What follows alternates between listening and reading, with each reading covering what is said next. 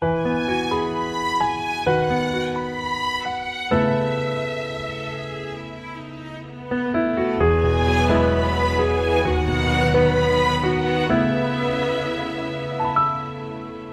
여러분 안녕하세요. 우리 주일 오후 성경 공부 시간입니다. 우리 함께 이렇게 모일 수 있어서 너무 반갑고요. 매주마다 우리 30분씩 성경 공부하는 일이 저는 무척 즐거운데 우리 성도들께서도 즐거우시리라고 믿습니다. 이제 매주 하면서 조금 약간 늘어지는 경향이 있는데요. 우리 성도 여러분 그래도 함께 열심을 내셔서 숙제로 주어진 잠언의 분량, 지혜서 분량 열심으로 읽어주시고 그리고 또 함께 오늘 강의 들으시면서 또 은혜 받으시기를 주님의 이름으로 축원합니다. 잠깐 기도합니다. 사랑과 은혜가 많으신 하나님 아버지, 저희들 이 자리에 함께 모여서 또 주일 오후 성경 공부 또 시간 나눌 수 있도록 도와주신 것 감사합니다.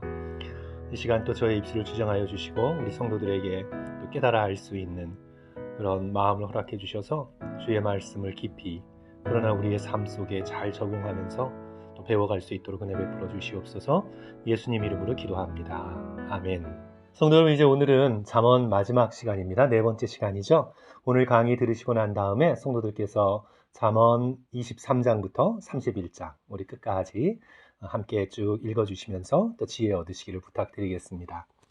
오늘 이제 잠언을 마감하면서 성도들과 함께 나누고자 하는 그런 하나의 원리는 뭐냐 하면 우리 제가 계속해서 강조드린 것처럼 잠언은 천지 창조하고 관계가 있습니다. 천지 창조를 우리 창세기 1장에서 3장까지죠. 그 천지 창조의 놀라운 그런 기록들을 돌아다 보면서 이토록 아름다운 세계를 만드신 하나님은 얼마나 놀라우신 분인가. 하나님의 지혜를 찬양하게 됩니다. 오늘 우리가 바라보는 세계는 타락한 세계입니다. 아담과 하와의 죄의 그런 영향력이 미치고 있는 타락한 세상임에도 불구하고 성도 여러분, 이 자연이 얼마나 아름답습니까?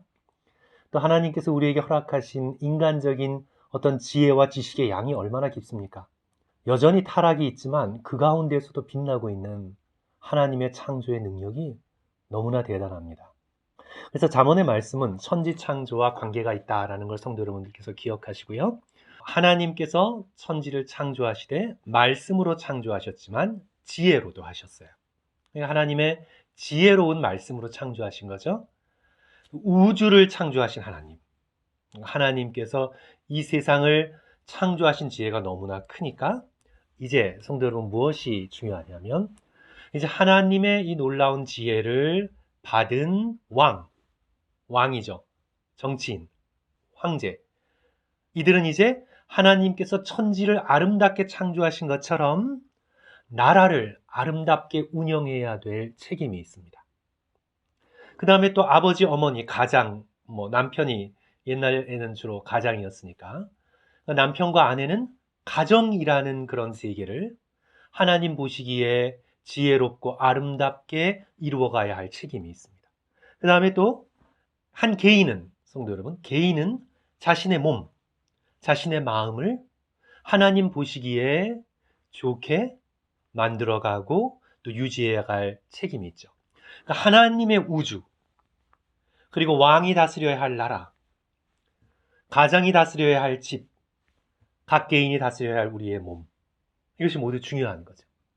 그렇기 때문에 잠언의 말씀은 천지 창조에 이 흐르고 있는 하나님의 면면한 지혜가 오늘 우리의 개인적인 몸에까지 영향을 미쳐서 우리의 마음을 지키고 또 특별히 우리의 입술, 우리의 혀, 우리의 입, 우리의 말, 언어를 하나님 보시기에 아름답게 이루어 갈 것을 계속해서 강조하고 가르치고 있는 겁니다.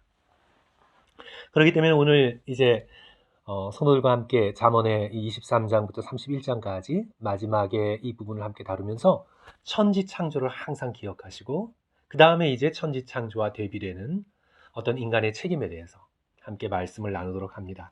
우리 첫 번째 슬라이드를 성도들께서 함께 보시면 이제 천지 창조에서 계속해서 반복되는 말씀이 뭐죠? 보시기에 좋았더라. 하나님께서 이 천지를 만드시고 보시기에 좋았습니다. 그렇다면 이제 이 사회를 바라보시면서 인간이 만들어가는 역사를 바라보시면서 하나님이 보시는 것이 있는데 그것은 바로 정의입니다.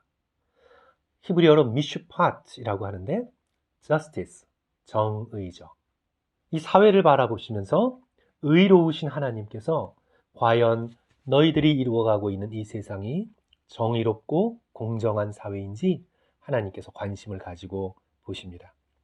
그래서 잠언의 특별히 후반부에서 이 정의에 대한 주제가 계속해서 강조되어 나오죠. 잠언 14장 31절 가난한 사람을 학대하는 자는 그를 지으신 자를 멸시하는 자요 궁핍한 사람을 불쌍히 여기는 자는 주를 존경하는 자니라.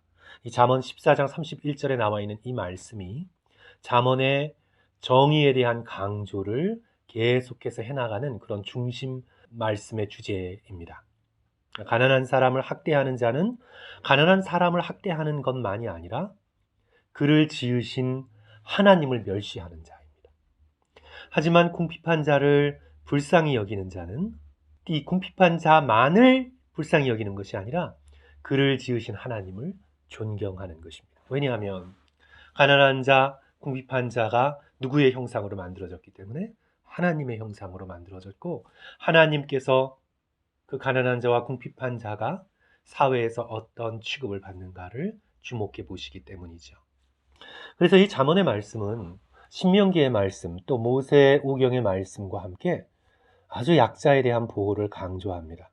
성도 여러분, 한 사회의 그 사회가 과연 공정하고 정의로운 사회인가를 보여주는 하나의 틀은요, 약자의 관점에서 바라보아야 한다는 거죠. 약자의 관점에서 바라볼 때 약자가 보호받고 약자가 최소한의 삶의 그런 삶을 누릴 수 있고 약자에게 최소한의 삶의 기본적인 것들이 공급되고 약한 자의 인격이 존중되는 사회. 그러니까 한 사회가 정의로운가 정의롭지 않은가는 잘 사는 사람이 얼마나 잘 사는가에 따라 달려있지 않고 약한 자가 얼마나 돌봄을 받고 삶을 살아가고 있는가에 달려있습니다. 불공정한 사회에서는요, 강한 자는 언제나 잘 살아요. 강한 자는 언제나 자신의 권리를 주장하면서 잘 살 수 있어요. 그래서 한 사회가 건강한가, 건강하지 않은가는 항상 약자의 관점에서 바라보아야 합니다. 성도 여러분, 가정도 한번 바라보시면요. 그 가정이 얼마나 사랑이 많고 화기애애한 가정인가, 그건 어떻게 알 수 있어요? 그 가정에서 얼마나 약한 형제 자매가 돌봄을 받고 있는가. 가족 중에 아픈 자가 얼마나 돌봄을 받고 있는가. 그것이 바로 그 가정의 건강함을 보여주는 거죠. 성도 여러분, 예를 들어 저와 여러분이 부모입니다. 근데 자식이 7자식이 있다고 생각해요. 한번 생각해 보세요. 그러면 이 7자식들이 7형제 자매들이 얼마나 잘 지내는가는 얼마나 서로 형제가 우애 있고 자매가 서로를 돌보며 지내나는 성도 여러분 어떻게 알 수 있어요? 7자녀가 서로를 정말 위하고 잘 형제 우애를 지키고 있다는 건 뭘 보고 알 수 있어요? 잘 사는 형제를 보고 알 수 있는 게 아니죠. 그렇지 않아요, 성도 여러분. 부모의 입장 속에서 그 형제 자매가 얼마나 서로 우애 있게 잘 지내느냐, 형제 자매 간에 가장 약한 자가 도움을 받고 돌봄을 받고 존중을 받고 있는가, 그걸 보는 거예요. 성도 여러분 그렇지 않으세요? 그죠? 우리가 뭐 공화당이다 민주당이다는 정치적인 이념을 뛰어넘어서 하나님의 나라에 있어서의 원리는요, 약한 자가 얼마나 돌봄을 받고 있는가, 하나님께서 그걸 주목하여 보십니다. 하나님은 아버지이시기 때문에 아버지의 마음을 가지고 계시거든요. 그러니까 부모 되신 분들은 잘 아실 수 있어요. 자녀들이 수많이 있어도 많이 있어도 아버지의 마음은 언제나 어디를 향합니까? 가장 약한 자녀. 그 자녀가 장애인이면 더하죠. 부모의 마음은 사랑이 있기 때문에 언제나 마음이 어느 쪽으로 흐르냐면 가장 약한 자녀가 돌봄을 받을 수 있을까? 거기에 가 있는 거예요. 그렇기 때문에 우리 하나님 아버지의 관심은 한 사회를 바라보실 때 부모의 마음과 같아요. 가장 약한 그런 사람들이 보호를 받고 있는가? 바로 사회적 정의의 이슈에서 약자 중심이죠. 그렇기 때문에 잠언 28장 15절은 오늘 우리에게 이렇게 말씀합니다. 가난한 자를 압제하는 악한 관원은 부르짖는 사자와 줄인 곰 같으니라. 힘이 있다고 가난한 자를 압제하는 것은 짐승만도 못하다는 말씀이죠.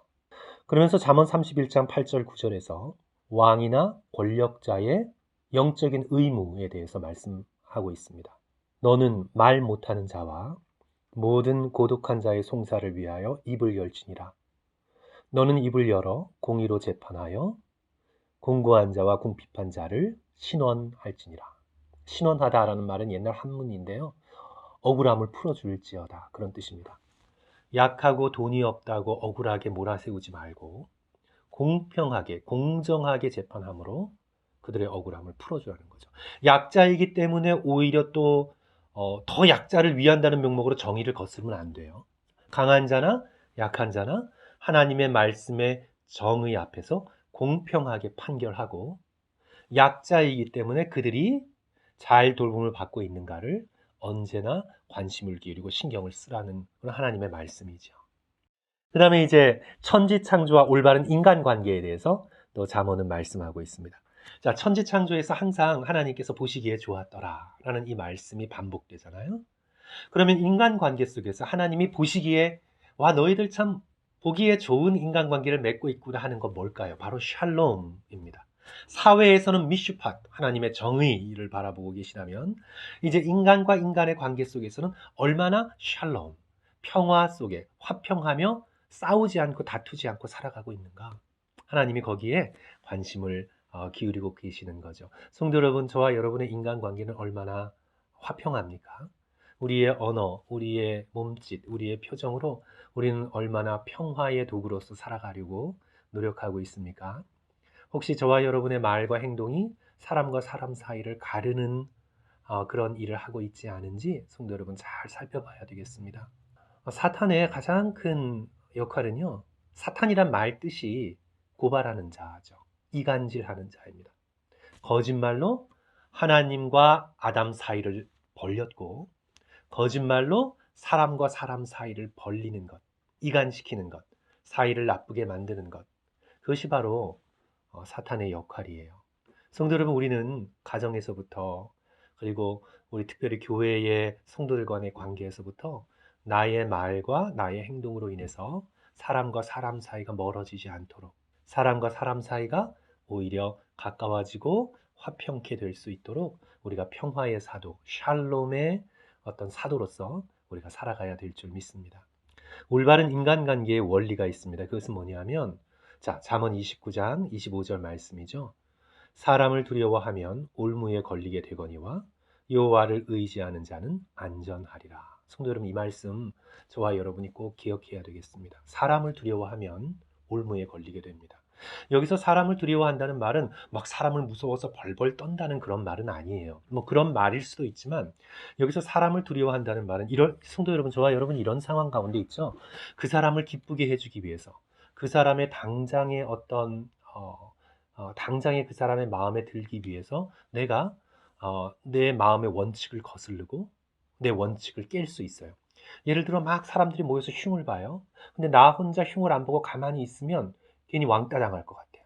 그래서 나도 모르게 함께 그냥 거기서 막 흉을 봐줘요. 이게 사람을 두려워하는 겁니다. 인간관계의 기준이 사람이에요. 그 사람한테 인정받고 그 사람한테 좋은 점수를 따서 나에게 유익이 되는 것. 그것이 물질적인 유익이든 정서적인 유익이든 간에 어쨌든 인간관계 속에서 어떤 사람의 나를 향한 평가, 사람의 눈에 잘 보이는 것이 인간관계의 기준이 되면요, 성도 여러분, 우리가 하나님 말씀의 옳고 그름을 거스르면서까지 악한 일임을 알면서까지 사람에게 매이게 돼요. 너무나 어리석은 거죠. 청소년기에 학생들이 그렇잖아요. 제가 나쁜 아이라는 걸 알면서도 괜히 왕따 당할까봐 걔네들과 함께 섞여서 우우 따라다니며 책임지지 못할 행동을 하게 되는 거예요. 그게 사람을 두려워하는 겁니다. 사람을 인간관계의 기준으로 삼는 거예요. 그러나 여기 잠언 29장 25절의 말씀은 사람을 두려워하면 올무에 걸리게 돼요. 하지만 여호와를 의지하는 자, 오직 하나님 앞에서 하나님의 말씀을 붙잡고 하나님의 인정을 바라보면서 나의 인간관계의 기준을 삼는 자. 그래서 성도 여러분, 누가 진정으로 참된 친구를 사귈 자격이 있냐 하면요, 혼자 있어도 외롭지 않고, 혼자 있어도 당당할 수 있고, 혼자 있어도 하나님과의 관계 속에서 풍성함을 누리고 있는 사람, 혼자 주의 말씀을 의지하여 하나님 앞에 설 수 있는 사람이 비로소 참된 친구를 사귈 수 있고 유익을 주는 인간관계를 만들어갈 수 있어요. 흔히들 우리는 이런 경우를 적지 않게 보잖아요. 남녀 관계에서 내가 외로울까 봐, 내가 혼자 될까 봐, 아무나 붙들고 나를 좋아하는 이성이라면 무조건 따라가는 사람은요, 그 관계에서 실패할 가능성이 되게 높아요. 왜냐하면 사람의 인정과 그 사람의 사랑에 기대어서 자기의 기준 없이 그냥 끌려다니는 거예요. 그런 사람은 어떤 사랑의 피해자가 될 수 있고 관계에 있어서 계속해서 끌려다니면서 좋지 못한 관계에서 빠져나올 수 없는 경우가 생길 수도 있어요. 하지만 성도 여러분, 당당하게 혼자 선다 그래서 교만하거나 무슨 뭐 사람들을 까칠하게 밀어내거나 그런 뜻이 아니에요. 내 마음속에 내가 하나님과의 관계 속에 내가 혼자 설 수 있는 자. 그런 당당한 사람이 인간관계 속에서 오히려 훨씬 더 사람과의 관계에서 어필할 수 있고 또 사람과 건강한 관계를 맺어갈 수 있죠. 그래서 성도 여러분, 올바른 인간관계의 원리는 사람을 두려워하면 올무에 걸리게 되지만 여호와를 의지하는 자는 안전하리라. 그것을 성도 여러분 마음속에 기억할 수 있었으면 좋겠습니다. 또 인간관계, 다음 슬라이드 보십시오. 인간관계에서 우리가 가장 조심해야 될 게 분노예요. 우리들 가운데 이런 사람들이 있을 수 있어요. 여러 가지 작은 일에 뭐 잘하고 참고 잘하다가 한 번에 분노를 폭발시켜서 모든 인간관계를 망치는 사람들이 있을 수 있어요. 그렇게 하면 안 되죠. 인간관계에서 우리는 분노를 조절하고, 그러니까 분노를 마음에 쌓아두지 말고 내가 할 수 있는 말은 지혜롭게 단호하게 사랑 가운데 해나갈 수 있고 또 옳은 말을 사랑 가운데 할 수 있어야 되죠. 무조건 참다가 마지막에 확 폭발하면 인간관계를 맺어가기가 어렵죠. 그래서 잠언 25장 8절은 너는 서둘러 나가서 다투지 말라. 분노를 가지고 그렇게 다투지 말라. 마침내 내가 이웃에게 욕을 보게 될 때에 내가 어찌할 줄을 알지 못할까 두려우니라. 분노를 가지고 인간관계를 맺고 말을 하고 행동을 하게 되면요, 나중에 반드시 후회되고 감당하지 못할 어려움을 당하게 될 수 있죠. 인간관계에 있어서 뭐니 해도 중요한 건 말을 조심하는 거죠. 잠언의 세 구절을 제가 뽑았는데, 너는 이웃과 다투거든 변론만 하고 남의 은밀한 일을 누설하지 말라. 다투더라도 바운더리가 있어야 합니다. 이웃과 다투거든 그 일에 대해서만 얘기하고 남의 은밀한 비밀을 누설하거나 그러지 말라는 그런 말씀이죠. 잠언 26장 20절, 성도는 굉장히 유머가 있습니다. 나무가 다하면 불이 꺼지고 말쟁이가 없어지면 다툼이 쉬느니라. 말을 많이 하는 것이 다툼을 일으키는 원인이 되기 때문입니다. 정말 저 자신을 들여다봐도 이 언어 생활에 있어서 너무나 실패가 많고 매일매일 실패하고 이 입술이 꼭 자동 모터가 달린 것처럼 생각과 상관없이 그냥 막 말을 하게 되는 것 같아요. 그래서 때로 우리에게 좀 침묵의 시간이 좀 필요하고 잠잠히 침묵하며 하나님을 바라보는 그런 훈련들이 좀 필요한 것 같습니다. 잠언 26장 22절도요. 그 비유가 너무나 리얼합니다. 남의 말하기를 좋아하는 자의 말은 별식과 같아서 뱃속 깊은 데로 내려가느니라. 성도 여러분, 여러분 제일 좋아하시는 별식이 뭐세요?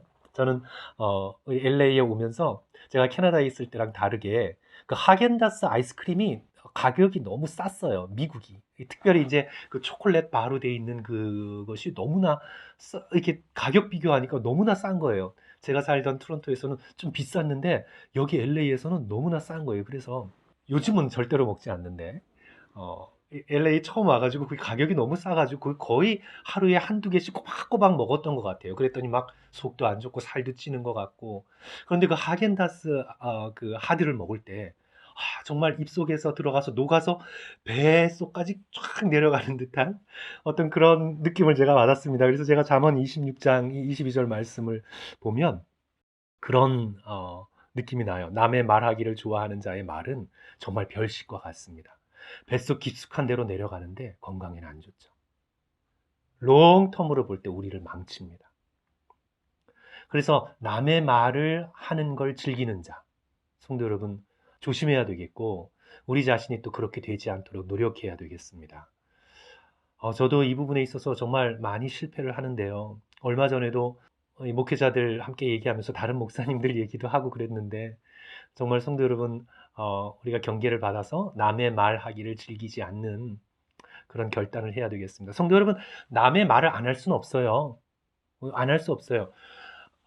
부모는요, 자녀가 잠자리에 들었을 때 당연히 부모는 그 자녀가 없을 때 그 자녀의 상태에 대해서 서로 얘기하죠.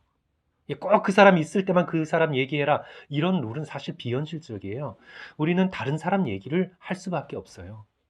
예를 들어 교회에서도 리더들이 어떤 사람의 영적인 상태에 대해서 얘기할 수 있어요. 그리고 상담할 때 자기가 받은 상처를 준 가해자 없이 상담의 상황 속에서 얘기할 수 있어요. 남의 말을 전혀 안 하고는 인생을 살아갈 수가 없습니다. 우리는 그 사람이 없는 가운데서도 남의 말을 하게 돼 있어요. 할 수밖에 없고요. 하지만 무슨 의도로 하는가?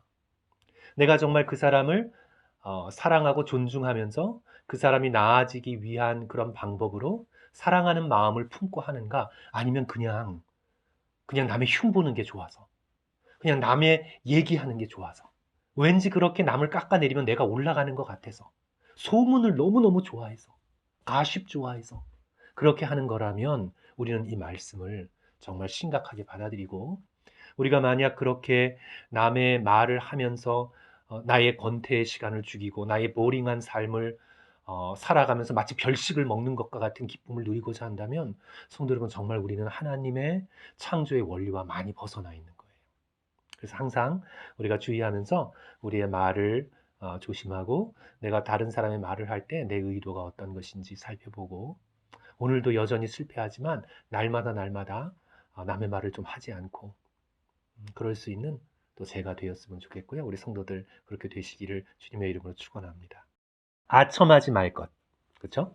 여기서 이제 잠언 26장 28절, 거짓말하는 자는 자기가 해한 자를 미워하고 아첨하는 입은 패망을 일으키느니라. 아첨하지 말 것. 그런데 이제 칭찬으로 격려할 것도 말씀하고 있어요. 잠언 27장 21절, 도가니로 은을, 풀무로 금을, 칭찬으로 사람을 단련하느니라. 아첨과 칭찬, 그 경계선이 모호하지만 성도 여러분, 구분하는 건 그렇습니다. 내 마음의 의도예요. 아첨은 그 사람에게 내가 뭔가 얻기 위해서, 잘 보이기 위해서, 중심이 자기 자신이에요. 근데 칭찬은 상대방이에요. 상대방이 잘하고 상대방이 정말 상대방의 유익을 위해서 그렇게 칭찬을 하는 거죠. 그래서 아첨과 칭찬은 우리의 마음의 의도와 상관이 있다는 것 보시고, 근데 성도 여러분, 칭찬도요, 그렇게 칭찬을 해서 그 사람에게 뭔가 얻어내려고 하는 게 있으면 이게 아첨으로 가는 거예요. 그리고 또 칭찬도 조금 주의해야 될 게, 칭찬은 그 기본이 뭐냐면 내가 우월한 게 기본이에요. 그러니까 잘했다 이렇게 칭찬할 때 내가 위에서 평가할 수 있는 사람이라는 걸 전제로 하고 있어요. 그래서 칭찬도 굉장히 겸손하게 조심해서 해야 합니다. 그래서 어린아이를 칭찬할 때도 너 잘했다. 물론 이렇게 어른이니까 권위를 가지고 우월한 입장에서 칭찬할 수 있지만, 그러나 우리가 점점 이제 배워나가야 될 것은, 어린아이가 예를 들어서 뭐 자녀가 설거지를 해줬어요. 야, 너 설거지 잘했다. 이렇게 칭찬하는 것도 좋지만, 내 마음을 전하는 게 좋죠. 너 설거지 해줘서 고마워. 그게 훨씬 더 격려하는 데 좋은 것 같아요. 이게 칭찬은 잘못하면 내가 교만해질 수 있고 우월한 포지션에서 뭔가 얘기하는 걸 수도 있잖아요. 다른 사람을 컨트롤하는 걸 수도 있고. 그런데 내 마음속에 오늘 엄마 대신해서 설거지 해줬네. 와, 고마워. 정말 고마워. 이렇게 해주는 게 훨씬 더 겸손한 것 같아요. 어쨌든 성도 여러분, 아첨과 칭찬 사이 잘 구별하시면서 칭찬으로 서로를 격려할 수 있는 저와 여러분 되었으면 좋겠습니다. 자, 천지창조와 인간의 마음. 이제 하나님이 천지창조에서 보시기에 좋았다면 우리의 마음에서 하나님이 찾는 건 겸손이에요. 그래서 마음을 지킬 것을 강조하십니다. 잠언 23장 19절, 내 아들아 너는 듣고 지혜를 얻어 내 마음을 바른 길로 인도할지어다. 자, 지혜와 지식을 얻으려면 성도 여러분, 어떤 마음 상태여야 합니까? 자신이 부족하다는 것을 알고 있어야 돼요. 내가 다 알고 나는 다 옳아요. 그러면 듣지 않죠. 누구의 충고를 듣지 않아요. 왜냐면 내가 다 옳은데, 다 아는데, 네가 뭔데 나한테 충고해. 책 읽을 필요도 없어요. 다 아는데. 그렇죠? 심지어는 성경 말씀, 뭐 별로 읽을 필요 없어. 뭐 난 세상 살아가는 거 다 아는데. 그래서 성도 여러분, 들으려 하지 않고 배우려 하지 않는 사람의 기본적인 태도는요, 교만함입니다. 그런데 마음의 겸손한 사람은 잘 들으려고 하고 또 배우려고 합니다. 특별히 하나님의 말씀 속에서 배우려고 하죠. 마음을 겸손하게 지키는 데 있어서 굉장히 중요한 것은 탐심을 경계하는 겁니다. 잠언 23장 2절. 내가 만일 음식을 탐하는 자이거든 내 목에 칼을 둘 것이니라. 다이어트 하는데 정말 중요한 말씀입니다. 자신의 욕망을 절제할 것. 잠언 23장 4절. 부자가 되기에 애쓰지 말고 내 사사로운 지혜를 버릴지어다. 부자가 되기 위한 목표로 인생을 살아가는 것 잘못 사는 겁니다. 악인의 형통을 부러워하지 말 것. 악인이 잘 되는 것을 성도 여러분 부러워하지 마십시오. 잠언 23장 17절 18절. 내 마음으로 죄인의 형통을 부러워하지 말고 항상 여호와를 경외하라. 정령이 내 장래가 있겠고 내 소망이 끊어지지 아니하리라. 잠언 24장 1절. 너는 악인의 형통함을 부러워하지 말라. 성도 여러분, 절대로 악인의 형통함을 부러워하지 마십시오. 우리가 부러워해야 할 것은 제가 말씀드렸잖아요. 예수님 잘 믿는 믿음. 예수님을 나보다 너무 사랑하는 사람의 주님을 향한 사랑. 우리는 그것을 부러워해야지. 악인의 물질적인 형통을 성도 여러분 절대로 부러워하지 마십시오. 그 다음에 경계해야 될 것 가운데 가장 경계해야 될 것은 교만입니다.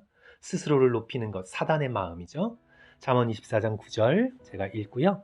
밑에 세 구절 읽고 오늘의 말씀 마칩니다. 미련한 자의 생각은 죄요 거만한 자는 사람에게 미움을 받느니라. 너는 내일 일을 자랑하지 말라. 하루 동안에 무슨 일이 일어나는지 내가 알 수 없습니다. 잠언 29장 23절. 사람이 교만하면 낮아지게 되겠고 마음이 겸손하면 영예를 얻으리라.